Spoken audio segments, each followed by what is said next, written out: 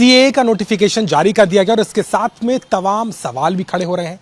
कुछ लोगों का मानना है कि ये देश के उन नागरिकों के पक्ष में है, लेकिन कई लोग इस पर आपत्ति भी जता रहे हैं। हमारे साथ बात करने के लिए मौलाना सुफियान निज़ामी हैं, दारुल उलूम के प्रवक्ता हैं।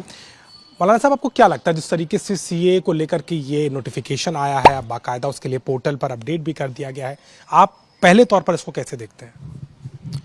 देखिए, सबसे पहली बात तो यह है कि हम अभी सीए के नोटिफिकेशन से इतना ही वाकिफ़ हैं कि जितना मीडिया ने हमें बताया है। जाहिर सी बात है कि कल से रमज़ान मुबारक का महीना शुरू हुआ है और हर मुसलमान की पहली प्रायोरिटी यह है कि वो अल्लाह की इबादत में मशगूल रहे।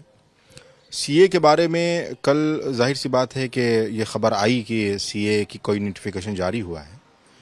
अब ये नोटिफिकेशन में क्या बुनियादी उसूल और ज़वाबित हैं, क्या कानूनी पेचीदगियाँ हैं, क्या कानूनी मसाइल हैं, ये तो जाहिर सी बात है कि जैसा कल कहा गया कि ये लीगल कमेटी ही तय कर पाएगी।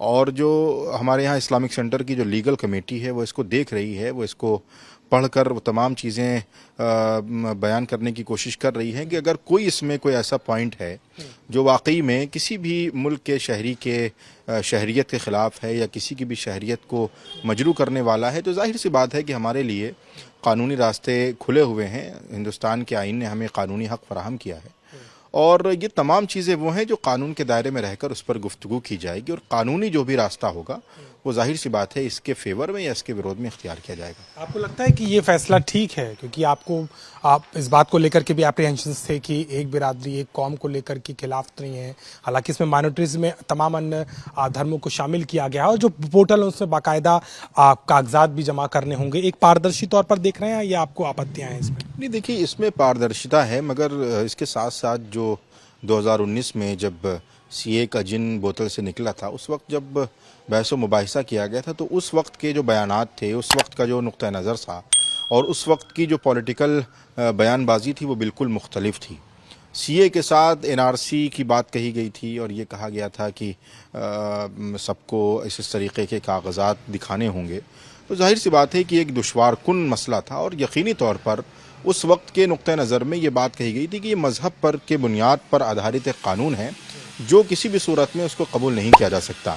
लेकिन अभी हुकूमत की तरफ से इस बात को यकीन दहानी कराई गई है और इस बात का यकीन दिलाया गया है कि इससे किसी की शहरियत नहीं जाएगी। तो जाहिर सी बात है कि अगर वो बात इस नोटिफिकेशन में है और कानूनी महारत रखने वाले लोग इस बात से वाकिफ़ हैं और उसको देख रहे हैं, अगर वो इस बात से एग्री हो जाते हैं कि यकीनी तौर पर इसमें किसी की भी शहरियत को कोई नुकसान नहीं है, तो मुझे लगता है कि फिर उस सूरत हाल में इस पर किसी को एतराज़ करने का कोई हक़ नहीं होगा। खासतौर पर इसमें दारमोदार गैर मुस्लिम उन बिरादरियों पर हैं जो कि अफ़गानिस्तान, बांग्लादेश और ख़ास तौर पर पाकिस्तान में रह रहे थे और यहाँ पर आने के बाद उनको इंसाफ नहीं मिला। आपको लगता है ये इंसाफ हो रहा है या आप इसको सियासत के नज़रिए से भी देखते हैं? नहीं, देखिए, हमें किसी से कोई एतराज़ नहीं है। अगर कोई परेशान है, कोई मजबूर है, किसी के साथ उत्पीड़न हो रहा है, तो यकीनी तौर पर अगर हुकूमत उसके साथ कुछ अच्छा करना चाह रही है तो वो करे, उसके लिए राहें खुली हुई हैं, वो कर सकते हैं, उन्हें अधिकार है, पावर है।